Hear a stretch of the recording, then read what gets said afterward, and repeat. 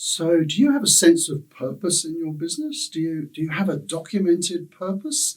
A lot of businesses don't, and a lot of businesses struggle with how to develop that. And to be honest, probably wonder why they actually need to have a documented purpose. So that's what we're going to be talking about this week, and we're going to be talking to Sarah, who's an expert on helping businesses develop their purpose, and that's coming right up.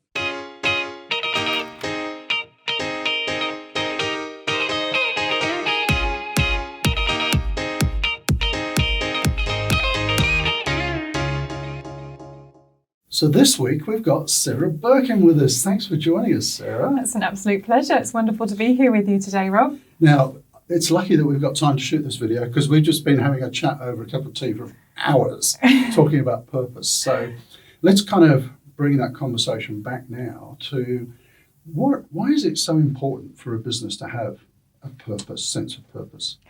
There's so many reasons why it's so important. It's very difficult for me to even kind of describe one. And I've been sitting here thinking, as the camera's been rolling, where can I start with this?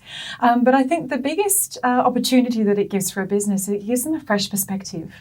So often we get stuck in the day-to-day of what we're doing, where when we have an idea of what our purpose is, we can go, okay, what does our culture look like through the lens of our purpose? What does our services look like through the lens of our purpose? But obviously overarching all of this is having a sense of purpose. You're connecting people to something bigger than themselves and bigger than what they're doing. Okay. So I guess it's almost like a reference point, isn't it? And as things occur in the business, does this fit with our purpose? Should we be doing this? Absolutely. A reference point is a brilliant way to describe it because it does help guide actions and decisions within your organisation. Because you can go, well, is that could be a great opportunity for us, but is that really on purpose for us? So there's probably some people watching this and thinking, oh, this all sounds a bit wishy-washy. Do I really need this? Maybe give us an example of a company that has a really clear purpose and one that doesn't, and how does that manifest itself? Oh gosh, well, a company with a real clear purpose, I guess one that you could put up as a poster child would be Patagonia. Okay. Very clear purpose. Are you familiar with the brand? And I use some of their products. Yeah, so great. So they're all about creating products that are really good quality and they're going to last a long time, while minimizing the harm to the environment that they create. So they have a lot of these programs such as Wornwear, where you can go and get your Patagonia goods repaired so that you don't have to replace them. And it was actually Yvon Chouinard. He was a climber and he's written a book about this. It was meant to be an internal reference point for their organisation around their purpose. But it's become a very successful business book. And if you want to read it, it's called Let My People Go Surfing. Let My People Go Surfing. Yeah. Okay, well, maybe put a link below so you can... Yeah, it's a fantastic book. And he talks about the philosophy of their purpose going all the way through their leadership and how they manage their business, how they design and how they make decisions within their organisation. Cool. So what about maybe an organisation that you work with that doesn't have this purpose? So what are some of the negative elements of that? How would you recognise a business that doesn't have that purpose and what are some of the downsides? I think a business that doesn't have purpose will struggle to really evolve. We are in a hugely transitional period in the world of business and life. So many things are being disrupted by technology and other outside forces. A business without purpose may just keep doing the same thing and actually not getting any further.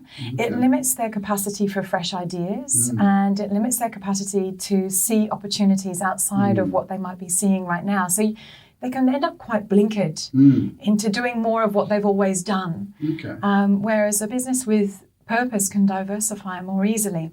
So I don't think I'd like to actually put out there, well, here's an organisation with no purpose. I have to be really careful about that. But certainly, I think the type of purpose that an organisation has really matters. Okay. So you can have an organisation that has purpose, but the purpose is quite ambiguous and fluffy. Maybe one that customers and staff and things don't really connect with. That's the biggest challenge. Yeah. That is the biggest challenge. Okay. Yeah, absolutely. So if someone's watching this and they think, I think probably what typically happens is that the business owner has a sense of purpose, but maybe it's not communicated around the business. How would you suggest maybe a couple of easy steps that people would think, okay, let's see if we can kind of document this a little bit and communicate it better. Yeah. How would they go through that?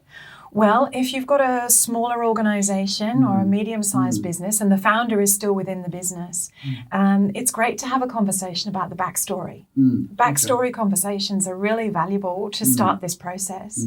Why did that founder start that business? What was the driving force or motivation? What were the conditions like at the time? And often what happens is when I'm working with an organization, I have a very tight process for taking teams through this purpose discovery. But what happens is when they look back in retrospect and they look at everything that they've done, they go, oh, of course, that's what we were doing over here. We've just forgotten why we started our business. So, go back to your founder and ask them, you know, why did we start this business? What was happening and what change did we want to create in the world? Okay. And maybe share with us, not mentioning the sort of company names or anything, but maybe a company that you've worked with where there wasn't really that sense of purpose, and then you took them through this process, and then there was. What was the before and after like? Gosh, let me think to an organisation that would be a good one to share. Let's see. Okay, I worked with a medium-sized accounting firm last year, and the founders had been at a fairly large accounting firm independently of each other previously, and they were very frustrated because they were just seen as accountants. And what they were doing was something quite special, and they were really struggling to articulate that. And they were really struggling to articulate it for the people that they were bringing into their business. They were like, we're different.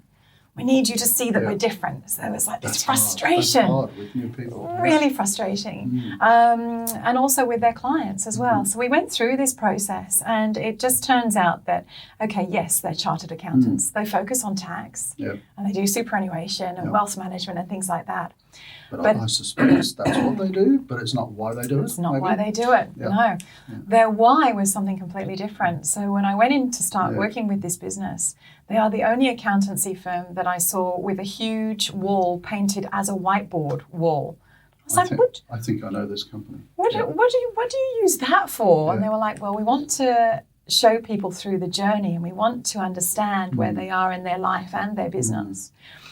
And so this isn't really about your tax or your wealth management or your exit strategy. It's about understanding your life in the context of your business. So rather than saying we're chartered accountants, they were going out and now talking about, we help you bring your ambitions to life. Nice.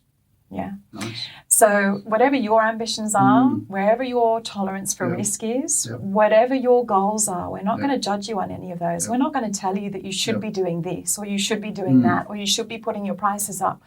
We're going to be telling you what you need in order to tailor-make what you want to achieve for yourself in your business and your family and the families within your business. Great.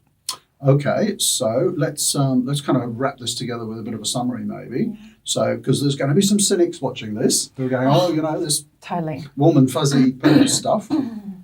So, for the cynics, what's the bottom line? You know, if we go through this process and we get everybody engaged and we get a sense of purpose, you know, what's the benefit? Is it going to hit the top line? Is it going to improve morale in the business? What's it going to do? Okay, so it does very much depend on the kind of purpose that you have.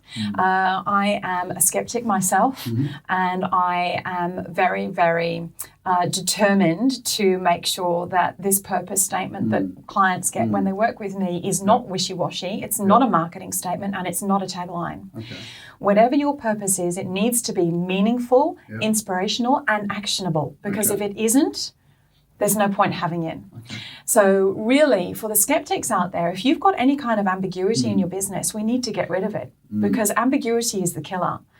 And people talk about culture ate strategy for breakfast, but actually ambiguity killed both of them before you even began. That's interesting. Okay, so for the skeptics out there, maybe start with getting rid of the ambiguity in your business, and then you can start to tap into purpose that's actually meaningful and motivating. Now, in my experience, without doing anything else, there's probably a 20 to 30% increase in business success. Okay. Pay attention. Pay attention. 20 to 30% increase in business success where you need it most, whether it's across your culture, your perception, your offer, your service, your delivery, that you can unlock when you actually uncover purpose that is meaningful and motivating and actionable. There you have it. What a great summary. Yeah. Sarah, will you come and work with us on our purpose? I would love to. I would love to. We kind of think we have a sense of purpose, but in the conversations that we've had, I think we can really improve on it. So yeah, do you know, you do have a sense of purpose. It's about getting rid of the ambiguity in it. That's all that you need to do. Yeah, and the on some things there is no ambiguity. I mean, it's interesting. One of our consultants came to me the other day and said, "Oh, we've had an inquiry from this company to do some work," and I looked at what the company's doing and I said, "You're kidding. We can't work with a company like that because of what they do." And I'm not talking big tobacco or that sort of thing. No. But it was probably one that the guy just hadn't thought about. I said, "No, I don't want to be a part of that." Yeah. And he go, "Oh, yeah, of course." Yeah, that's I get right. it. Sorry for bringing it up. Yeah. It's interesting, So isn't it? it actually gives a really good focus to the business. Kind of, we know this is what we do, and we don't do that. That's right. What are you prepared to do for money, almost? Yes, absolutely. And does it fit? Does it fit with who you are as an organisation? Yeah. Will your people feel proud to work on it? That's it. Yeah. That's really Awesome. important too. That's great. So Great. thank you very much for joining us, Sarah. We might have to do another one of these sessions. So Thanks. we've got a couple of links we've got to put below. I just thought we better put a link to Simon Sinek's video on Absolutely. Start With Why, because Yeah. that came up. Yeah. And there was another one. Let My People Go Surfing, which is the and we'll book put the by... book link as well. Yeah, you've And and we'll have some more conversations about this. So Yeah. you know how the channel works. If you've got any feedback at all on purpose, do you want to talk about your purpose or the need for purpose, do comment below. We'd love to see all the comments and the feedback. And also, if you haven't subscribed to the channel, please do. So hit that subscribe button because we have new videos coming out every Wednesday and you'll get notified about those new videos. But Sarah, thank you very much for joining us. We've had some great discussions this We've morning. had some fantastic And thank you for sharing. Yeah, my pleasure. Thank you so much for having Great. me here, Rob. And we'll see you guys next week.